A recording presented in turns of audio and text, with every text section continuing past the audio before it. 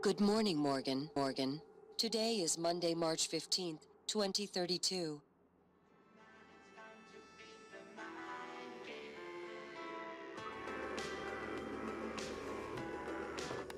Prey is a good game, but it's also a frustrating one. It just couldn't quite take that final step from good to great in the way that I wanted it to. It's a game that's clearly taken inspiration from the Shock series of games, most notably System Shock 2, and System Shock 2 is one of, if not my favourite game ever. Prey is set upon Talos 1, a space station not so dissimilar to Citadel Station in the original System Shock, but though the setting may be more System Shock 1, the gameplay is entirely based upon System Shock 2. You begin in Prey, as you did in System Shock 2, with a simple wrench, but your inventory soon expands to include a range of conventional security weapons such as a pistol and a shotgun, to more advanced laser-based weaponry. Your character can also install neuromods, which grant a range of human upgrade options based around hacking, repair, health and weapon proficiency, but as you progress you'll also gain access to more exotic abilities including telekinetic attacks, just like the psi powers of System Shock 2. Hell, you even have psi hypos to restore your psi points, in addition to health packs and food. Like System Shock 2, you'll find written and audio logs as you explore Talos 1. You'll also be able to research your opponents, although the research system is more similar to that in Bioshock than SS2.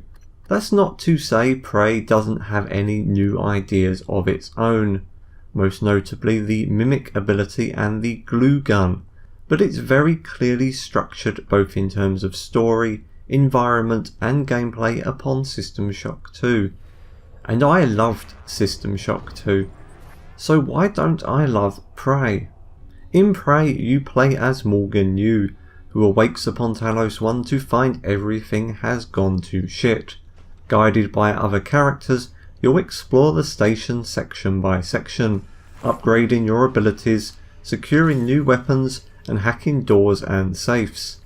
There's a fairly substantial core quest chain in addition to a large number of side quests. Which brings me to my first major issue with Prey. There's too much content. It seems like an odd complaint to make, but Prey is overloaded with what I'd describe as low quality filler. The majority of the side quests really aren't worth your time, at least not from a narrative perspective. The problem is, you never know which quest will lead to something interesting. This creates pacing issues with the main quest.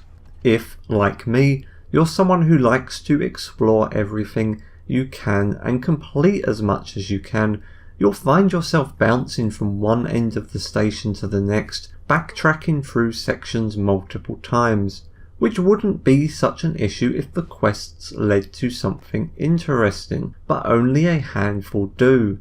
These side quests only detract from the focus on your core mission. Yes, they're optional, but some of them are so short and uninteresting that you wonder why they were even included. System Shock 2 didn't have or need dozens of busy work side quests. It kept a laser focus on your core objectives, and anything else you discovered emerged naturally through your own exploration. Prey didn't need all of these busy work mini quests either. It bombards the player with needless distractions that only lead to disappointment and irritation as you realise you wasted 10 to 15 minutes of your time on an entirely pointless errand. And this leads into my second issue, environment design. Whilst the individual sections of Talos 1 are great, the overall structure of the station and the way you traverse it is just not very fun. Some sections can only be accessed by traversing other sections, and you'll find yourself passing through some areas so many times that you may get sick of them. Unlike System Shock 1 or 2, there's no central lift to connect every deck. As much as I like the design and individual sections of Talos 1, navigating the station can be irritating and repetitive. That said, I did really like being able to access the station exterior and fly between different airlocks. It's a neat and welcome addition, even if I frequently crashed into things because of the fiddly flight controls. My third major issue with Prey is enemy design. The early mimic creatures are great, but the phantom creatures you later encounter are rather dull and generic and not particularly interesting to fight. There's a fire enemy, an electric enemy, it's all a little by the numbers. There's a couple of more interesting critters that I won't spoil, but it's not a great selection. And finally, my fourth major issue is story. Prey, I'm sad to say, just isn't terribly interesting from a story or character perspective. It's not bad, it just lacks the edge that it needs to really draw you in. There's no real antagonist as such, which is something I actually quite liked, although the game unfortunately makes a poor and misguided late attempt at one. But overall, the plot lacks drive. It never quite gets you invested in its story. At least it didn't for me. Getting bogged down by low quality side quests certainly didn't help, but the main plot, whilst not bad at all, is actually pretty decent with some interesting ideas, also never really engaged me. And whilst I appreciated that the game didn't try to put together a lame final boss to fight, the ending does feel incredibly rushed to the point where I sat back and said, is that it? I even checked the ending online in case my game had bugged out and I'd missed something. To say that Prey has a disappointing and flat ending would be an understatement. It's also an ending with a couple of twists, at least one of which you'll see coming fairly easily if you pay any attention to the various logs and audio files. It's still an interesting ending and an interesting plot in general, I just wish it was better executed. Aside from those main issues, Prey has several other small annoyances that hold it back. The hacking minigame is irritating and not fun. The UI is clearly designed for a control pad, which can make it awkward to use. The game makes a thing of using automated turrets and sealing doors to secure areas, but enemies respawn regularly and half the time you'll return to a section only to find your turrets destroyed, making you wonder why you bothered. Seriously, I tested this shit. One time I left 4 fortified turrets guarding the main section entrance. I departed that section and then immediately returned to find all 4 turrets wrecked and no enemies in sight.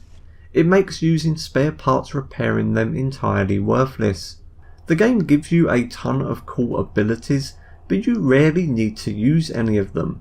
The mimic ability is great at first, but only actually useful in a handful of situations. It's more of a novelty than anything.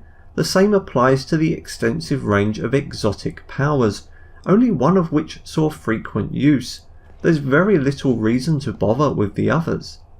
Visually, Prey looks oddly dated. Audio is fine, performance isn't great though. Considering how dated it looks, it's a surprisingly taxing title. I had to drop most settings to a medium configuration to keep a solid 60. Overall, despite my complaints and what may seem like an overly negative impression based on this review, Prey is still a good game. It just has too many issues dragging it down, pulling it back from being great. It's frustrating because the potential is there, but it never manages to take that final step. As a fan of the Shock series, it was good to play a title that, in many ways, feels like a new Shock game in all but name. I don't know if we'll see more of Prey, but there's certainly scope to expand and continue this story, and it's something I'd be interested to see.